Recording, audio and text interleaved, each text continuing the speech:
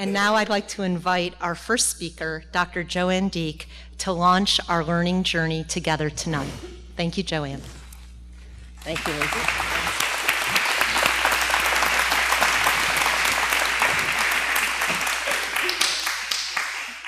I don't know where to stand. I'll just stand here. How many of you have never heard me speak before? Oh, wow. And you came. Oh. Will you come back? That's the question. I'm going to say right up front, I'm going to give you access to a PDF of everything that I cover. I try to practice what I preach.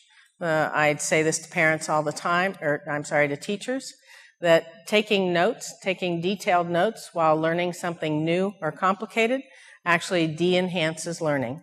So, to save you from doing that, you can get a PDF by Googling my name. Up comes a website, and it'll say resources on it. When you click on it, it'll say conference handouts, and then you have to put in a password because you don't get my stuff unless you've listened to me. And so I only give my password out verbally. And it has no capitals and no spaces, and it's easy to remember because it was the first man I fell in love with, Elvis. Small e, E-L-V-I-S 1, number 1, not Roman, but the number, okay? So it has 6 characters, Elvis 1. It's also for my bank account in case you want to do that. I hardly ever speak a half an hour. Anybody who knows me says that I take longer to tell where babies come from. These women are going to guard me, and I don't know if I'll get finished, but the PDF will have everything on it in case I don't.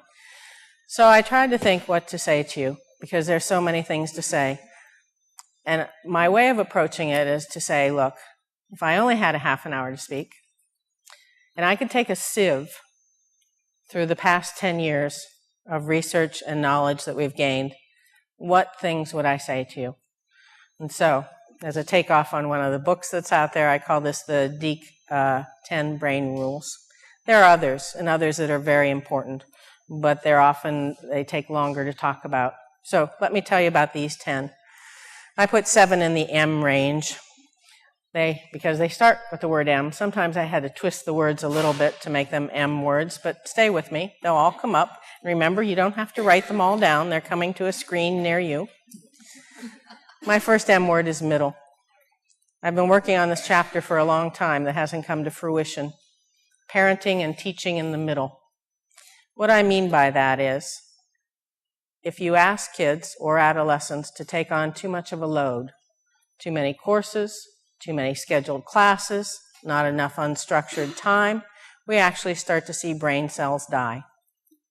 But if you leave them in the comfort zone all the time, and they don't have to stretch, we also see non-growth in terms of the ends of neurons called dendrites, and lack of growth in resilience and independence. So truth, or mental health and well-being, is in the middle in terms of load. Smorgasbord, the brain doesn't know where it's going to come into the world, whether it's Ohio, where I live, or Afghanistan.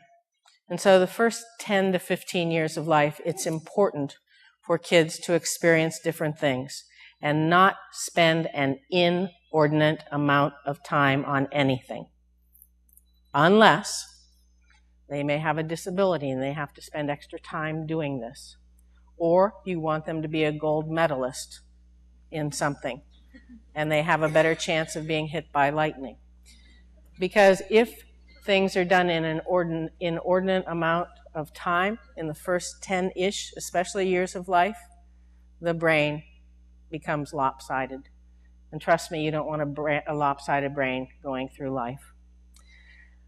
And I also talked about stretch. You push a child too much, we call that trauma. You coddle them too much, we see withering. So the middle is one of the key words that we get from whatever research that you're looking at.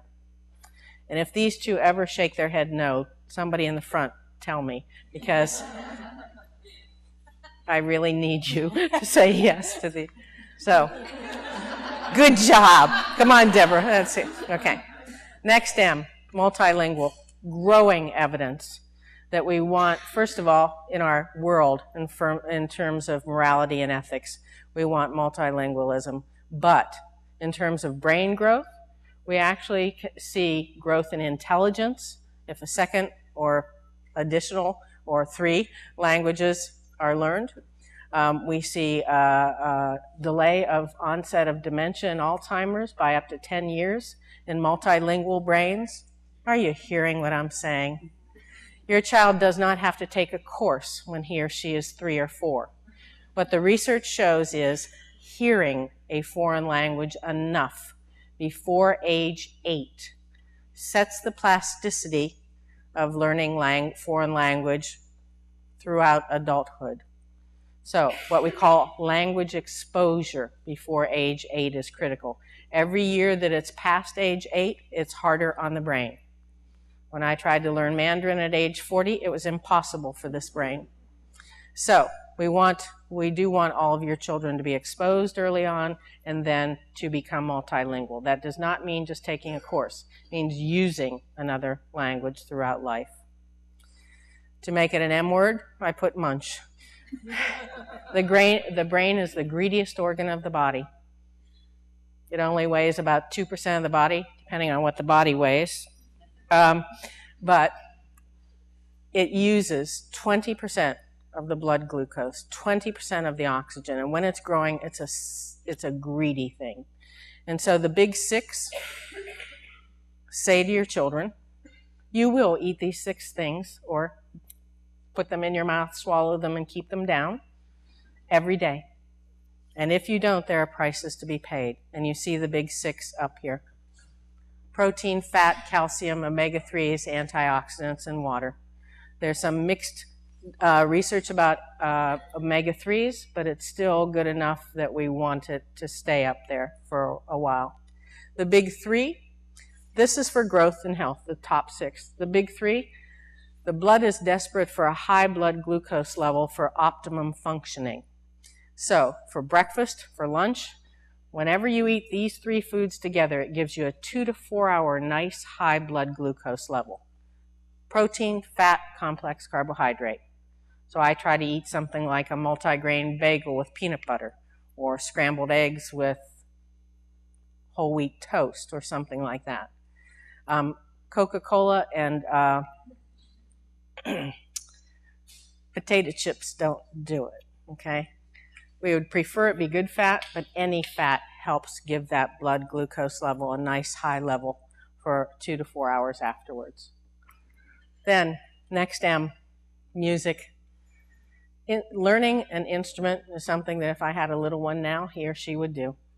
There's something about the patterning in music and learning how to play an instrument that uses the corpus callosum, which is later used for very abstract thinking, and uses many centers of the brain. And we see IQ increasing up to 10 points with kids who take instrumental music early. Whether or not choral music can do that has to do with whether patterns of music are learned. But we know that that has to be the case with instrumental music. So, when I would prefer that it start before age 10, but I'm kind, and I'll let you get into early adolescence if you need to, okay? Motivation. Look, if I knew the answer to dealing with motivation with human beings, I would not be standing here today. I would write the book and be a gazillionaire, and I would be on some big boat someplace, a big boat of my own, that is. But one of the things we know, human beings are born with different temperaments. Some people just have grit the second they come out of the birth canal. Others of us aren't that lucky. And grit is something that if it isn't naturally in your child, you must begin the work early. Because it is very hard to instill and to change. And we've all written about that, and you can read about it. But you must. And it's what I call teeter-totter parenting. You know, I had a little one that I loved. Her name was Dana. And when she was afraid to take swimming lessons, I didn't say, "What is wrong with you?" I said, "I understand."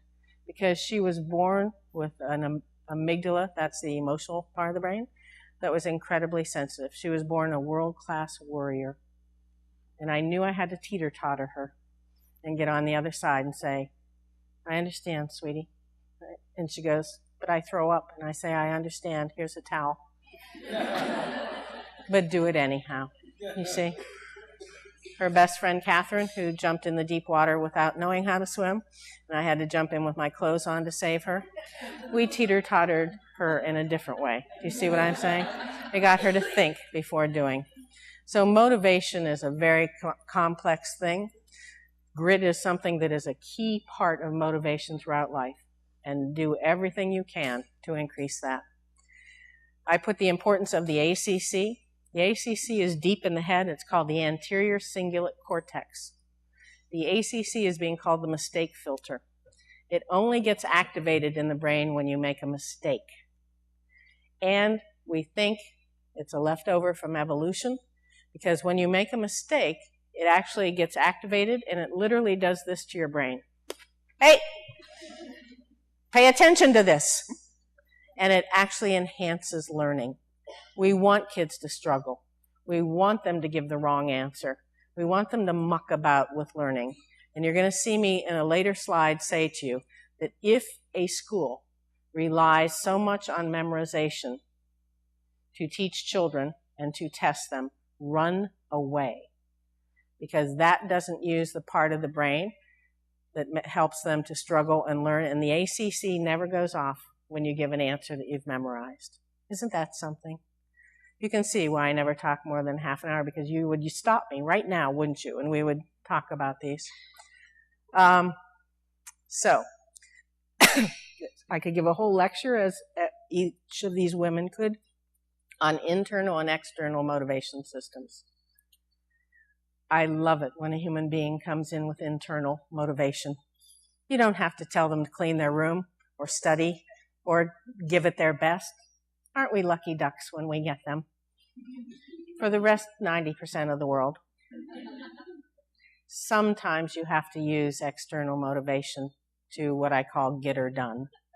What you use, how and when, is very critical. And so please read about that. I don't say, here's $20, make sure that you, make your bed before you go to school. But I may say, it really matters to me. It matters to me that you learn to take care of your stuff, okay? Now, that's external motivation. I don't say to her, you should want to. That isn't how you start the ball rolling in internal. Are you getting the gist of what I'm saying? See how this is just skimming along? Next one, memorization.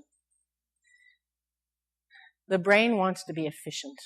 It doesn't want to reinvent the wheel every day. It likes to memorize some things so it can get on to complicated things. We want your kids to know how much 4 times 4 is. Just like that, 16. There are things to memorize. They're very important. The problem is, in our school world, we have gone overboard with that because of taking achievement tests and jumping through hoops. So, I put this slide together for you. If you do enough memorization, it reduces fatigue, frustration, failure. It increases speed, efficiency, effectiveness, and what I call voltage transfer. If I don't have to figure out how much 4 times 4 is when I'm doing an algebraic equation, I literally have more electricity to go on to do the hard stuff. That's what we mean by voltage transfer. So you want to do enough. But if you do too much, look what it does. It reduces creativity, adaptability, tolerance for ambiguity. Isn't that something? It increases need for structure and control, passive learning and behavior, and in girls, it's deadly. Because then they don't want to answer or respond unless they can give a quick, right answer. And it leads to almost perfectionism and obsessive-compulsive behavior. So be careful when you're looking for a place for your children that have enough but not too much. Well, we're through the M's. I'm just kicking along here. I've never had this kind of time pressure before. Proud of the M's. I call it the Z rule, or sleep. And by that I mean, Other than blood glucose and oxygen, the research is showing that sleep has more to do with daily health and functioning and long-term health and functioning than any other single factor. Did you hear me? The brain grows at night, not during the day. It's busy during the day.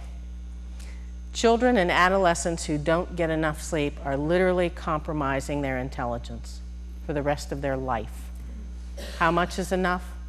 Everybody in the field says 8 to 9 hours. If you have a child who falls into the ADD or ADHD category, or some other, mostly that, all bets are off in terms of needed amount, and you should work with somebody because their sleep patterns are different. Adolescent sleep patterns are different than child sleep patterns. We beg schools never to start middle school until 9 o'clock because the pineal gland deep in the head that makes melatonin that helps us sleep gets affected by the hormones, and it becomes sluggish and doesn't work for 2 to 3 hours later than it did during childhood. So all the research says the best time for adolescents to sleep is from about 11 p.m. or midnight until 8 or 9 in the morning. School systems that have the whole range should start their young kids early, their middle school kids next, and their high school kids last, the older they are. And I always say that if you have an adolescent, please let them sleep as late as possible on weekends to help some of the sleep debt. Not a child, but an adolescent, because adolescents don't habituate to bedtime sleep like children do.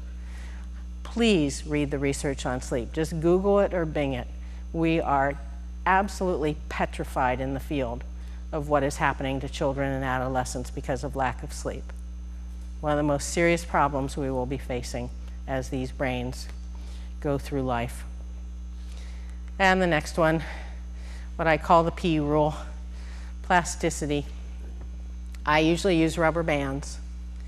You don't get to choose when you come out of the birth canal the strengths and weaknesses in your head. And I liken every section of the brain to a rubber band. And I often hold a bunch of them and then put them on somebody's head. And when I start to talk and analyze you, I try to figure out where the small ones are and where the big ones are.